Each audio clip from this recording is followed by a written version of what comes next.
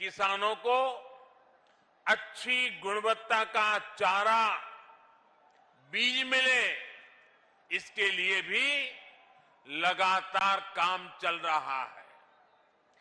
पशुओं का घर पर ही इलाज हो, घर पर ही कृत्रिम गर्भाधान की व्यवस्था हो, इसके लिए भी देशव्यापी अभियान चलाया गया है। हमने पशुओं में फूट एंड माउथ डिसीज, खुरपका मुंहपका के नियंत्रण के लिए भी राष्ट्रव्यापी टीकाकरण मिशन चलाया है।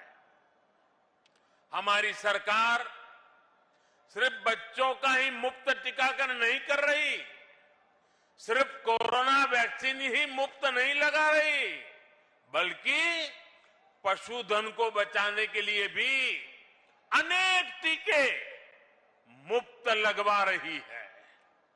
साथियों, देश में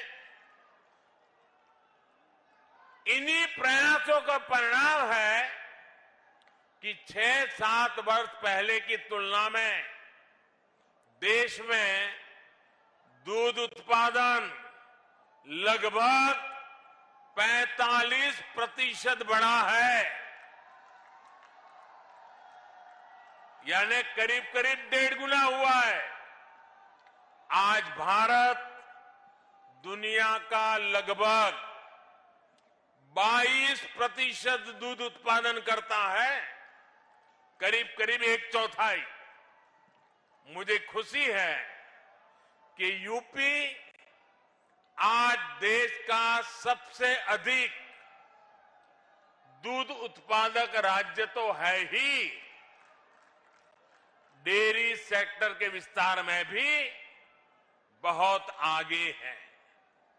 भाइयों और बहनों, मेरा अटूट विश्वास है कि देश का डेयरी सेक्टर, पशुपालन, श्वेत क्रांति में नई ऊर्जा, किसानों की स्थिति को बदलने में बहुत बड़ी भूमिका निभा सकती है।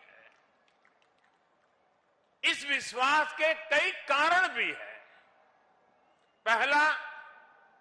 पहला यह कि पशुपालन देश के छोटे किसान, जिनकी संख्या 10 करोड़ से भी अधिक है, उनकी अतिरिक्त आय का बहुत बड़ा साधन बन सकता है।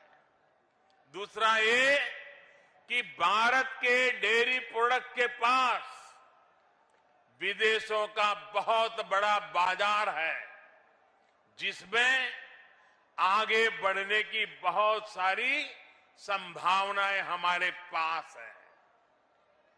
तीसरा ये कि पशुपालन महिलाओं के आर्थिक उत्थान, उनकी उद्यमशीलता को आगे बढ़ाने का बहुत बड़ा जरिया है।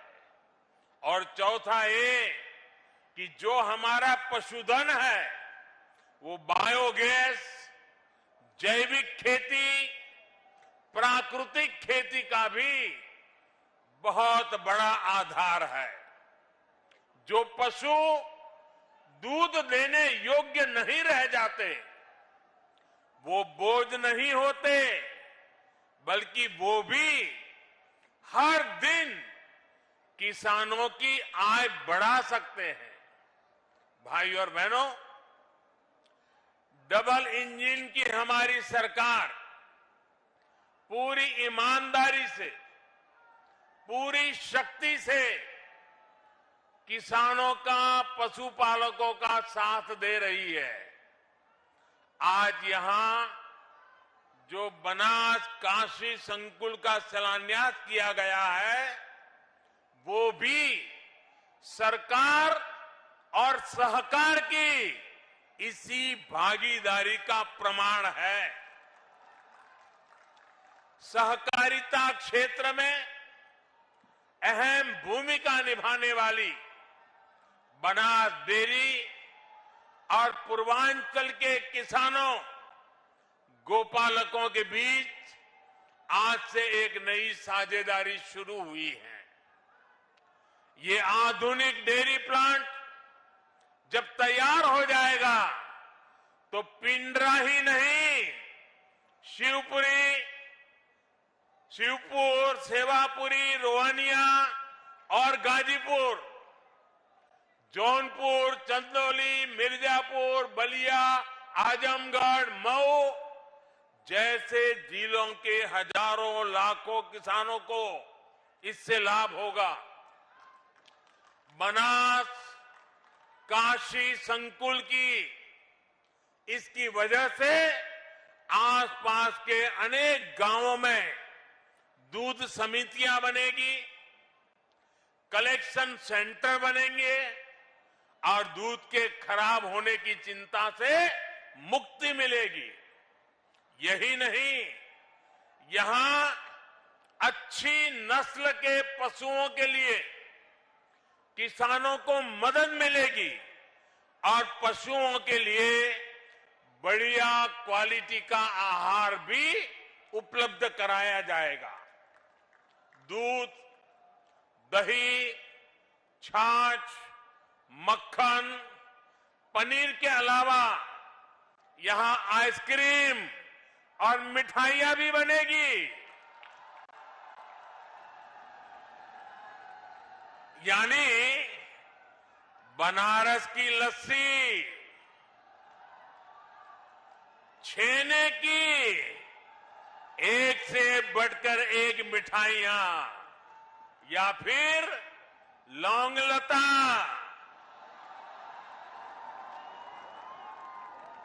इन सब का स्वाद और बढ़ जाएगा।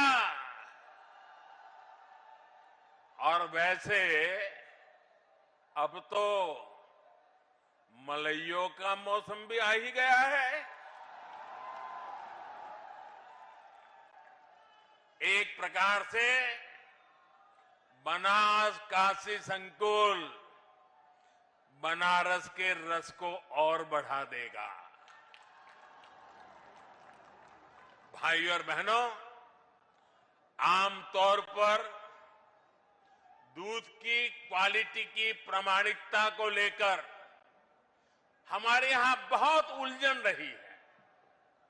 दूध खरीदें तो कौन सा सुरक्षित है, इसकी पहचान सामान्य व्यक्ति के लिए मुश्किल होती है।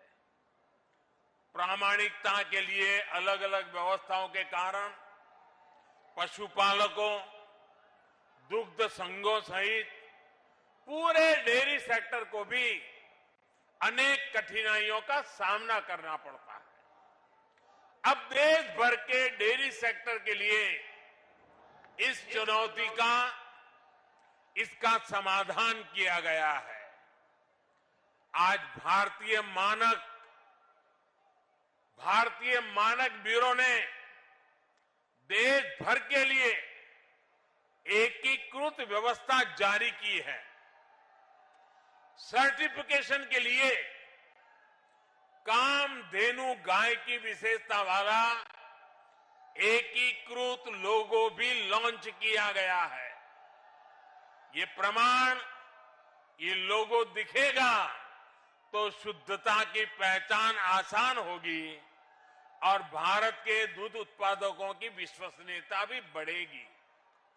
साथियों, आज देश की बहुत बड़ी जरूरत डेयरी सेक्टर से जुड़े पशुओं से जो अपशिष्ट निकलता है उसके सही इस्तेमाल का भी है।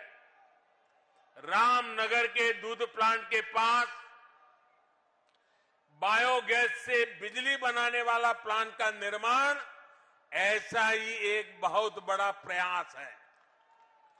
यह अपनी तरह की ऐसी परियोजना है जिसमें डेयरी संयंत्र की सारी ऊर्जा जरूरतों को बायोगैस प्लांट से ही पूरा किया जाएगा। यानी किसान न केवल दूध से बल्कि गोबर की बिक्री से भी कमाई कर पाएंगे।